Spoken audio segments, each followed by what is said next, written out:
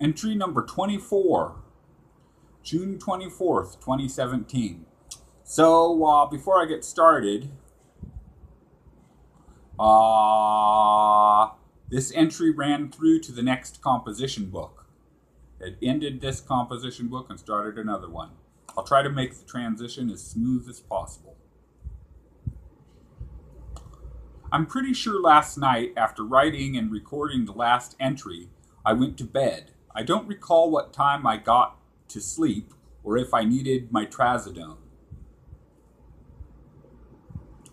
I got too tired to continue this entry last night, so the rest is being written the following day, and unfortunately my memory of yesterday is at least somewhat dimmed. I don't recall when I got up and got going yesterday. I think it might have been late-ish, like say 11 o'clock a.m. I went with my doubled up bags of cans to Saturday Market. Proceeded naturally to Waterfront Park. At Saturday Market, I shot video of conga players. There were a lot of cans and bottles at Saturday Market and Waterfront Park yesterday. Ed English wasn't at Saturday Market yesterday. At Saturday Market, I photoed a picture of Jesus with a Miller beer in one hand and a baby dinosaur in the other. At Waterfront Park, I shot video of a pedal-powered paddle boat. I also shot video of a black man breakdancing.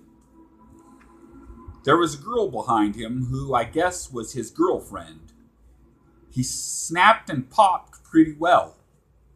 Boats went by in the background. At some point near the end of the video, a small crowd joined him, dancing briefly. I stopped shooting when he stopped dancing to check on a black child who had fallen off his bike. I now remember that I went to Saturday Market and Waterfront Park later on in the day. Yesterday morning I woke up early to a dead phone. I plugged it in and went back to sleep. When I reawoke, I think at about 9 o'clock a.m., my phone was still dead. The constant light-emitting diode that indicates the phone is charging wasn't on. I took the power cord out of the jack and put it back in. Still nothing. Finally, I got it just right and the light went on. But I moved it and it went off again. And I couldn't get it just right again. What I should have done then was plug it into my other wall socket to see if it was something to do with the socket. But I didn't.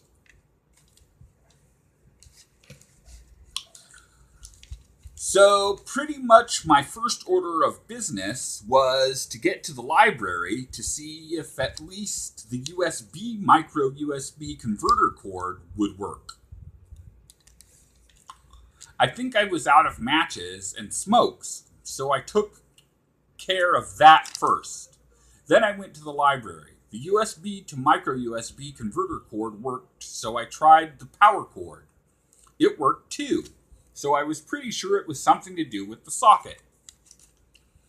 I don't remember all I did at the library yesterday, but I found out from my cousin that I had told him I was in prison.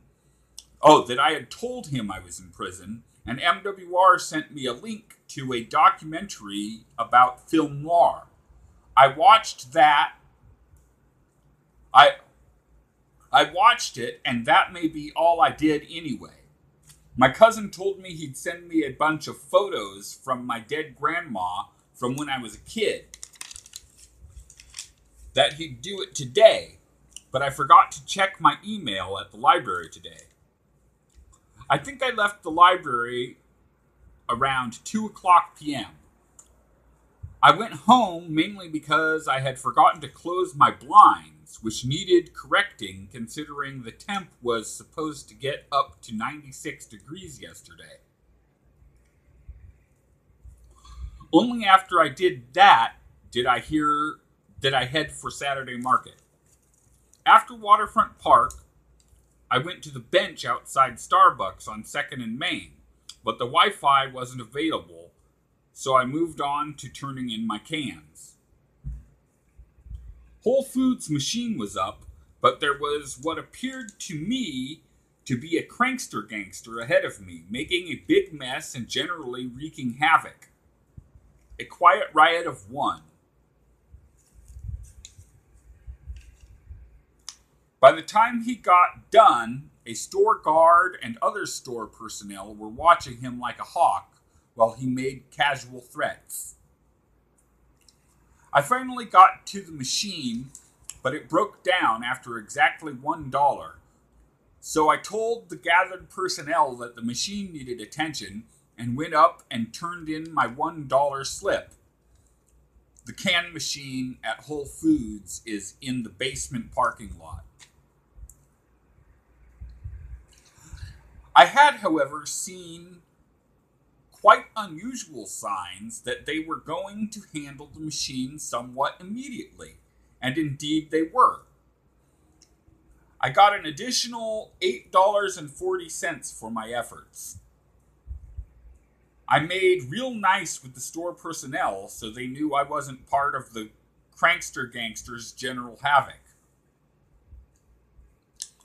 I had been thinking of going out and doing some dumpster diving, but having just been through the worst of the heat of the day, I went home exhausted. My phone was almost out of juice too.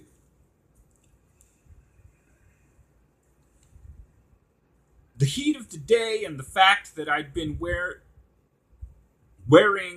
sweatpants as underwear and a long sleeve shirt for several days meant it was time to take a shower and change clothes, which I did almost as soon as I came home.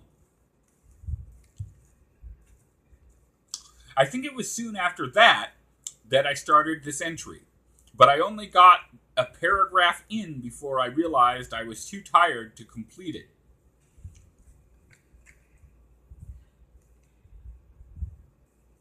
So I went to bed. I'm near positive I didn't need my trazodone last night. I verified that my phone wasn't properly plugged into the wall socket last night. This morning, I couldn't get to sleep after about 9 o'clock a.m.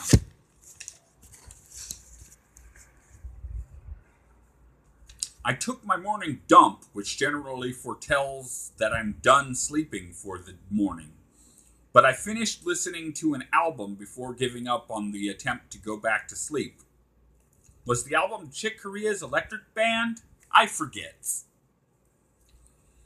I still got down to Saturday Market fairly early, guessing about 10 a.m. Today may have been the day I shot the conga players. Anyway, there wasn't much going on at Saturday Market, and weren't very many cans and bottles at Waterfront Park.